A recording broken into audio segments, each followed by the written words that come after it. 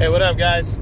Coming here this morning with the weekend recap from Saturday, February 8th. We had a couple cards on that day. Earlier in the day, we had a DAZN card from the United Kingdom. Two fights to talk about. On the undercard, we had Kid Galahad against Claudio Marrero in a featherweight final eliminator, with the winner to get in line to fight for the IBF Featherweight Championship. This one was, I actually picked Marrero to pull off the upset here. And Kid Galahad went in and just technically dominated Marrero. I was actually surprised. He really picked Marrero apart and just broke him down and ended up stopping him in the 8th round, which another thing I was surprised by, because, you know, he's not a big-time power puncher as Galahad, and he was able to knock out Marrero when Tuxko Nyambayar couldn't do that last year. So I was really impressed by that. Impressive performance by Galahad.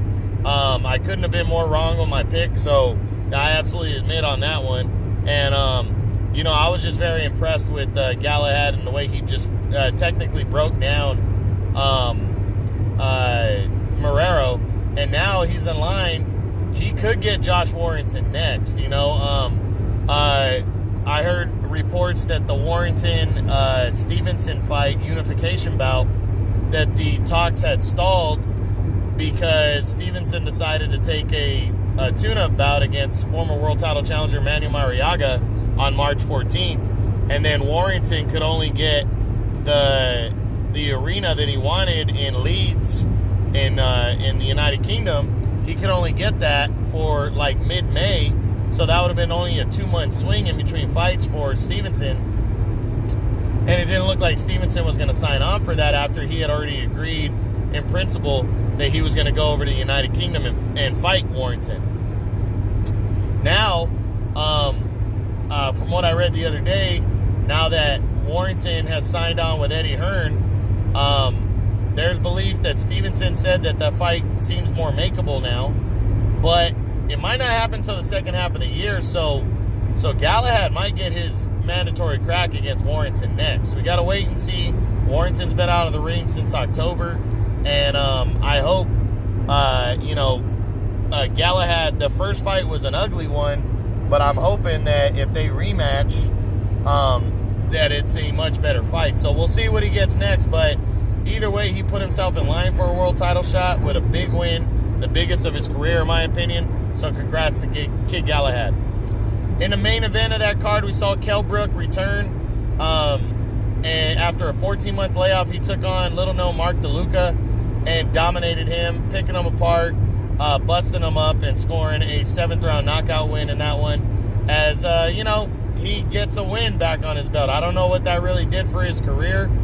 Brook is not really ranked by any of the governing bodies right now. I think he's ranked by the WBC really low at like 12 or 13.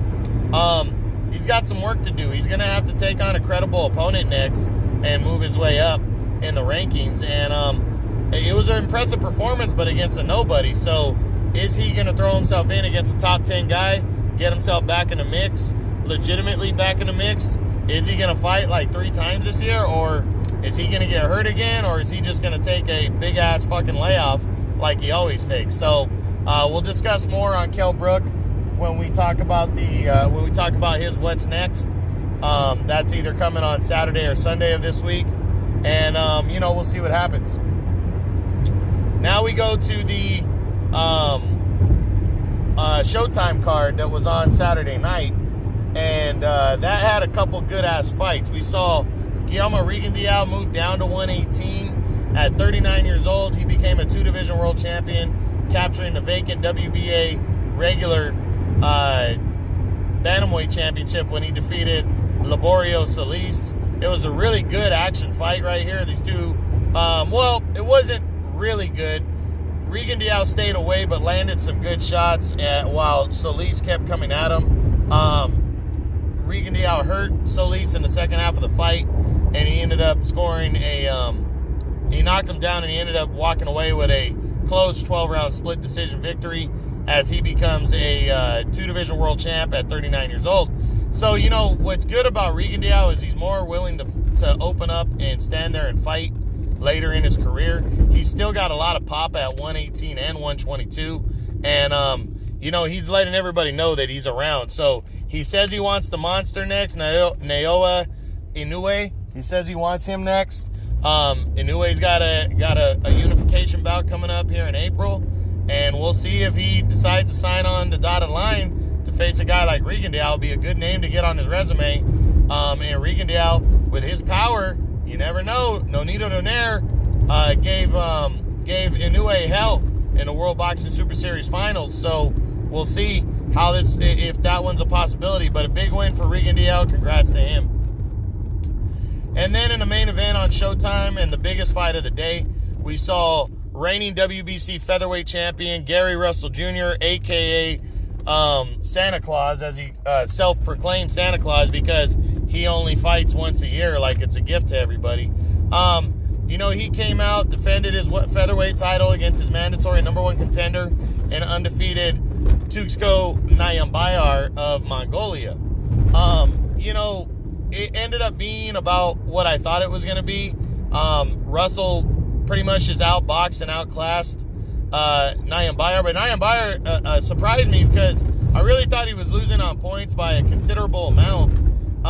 You know, he had won a couple rounds, but he really closed the gap in the 10th and the 11th rounds. I mean, he really put pressure on Russell and landed some good shots. And at Russell's age, it looked like his age showed a little bit, or even the inactivity of only fighting once a year finally starting to show.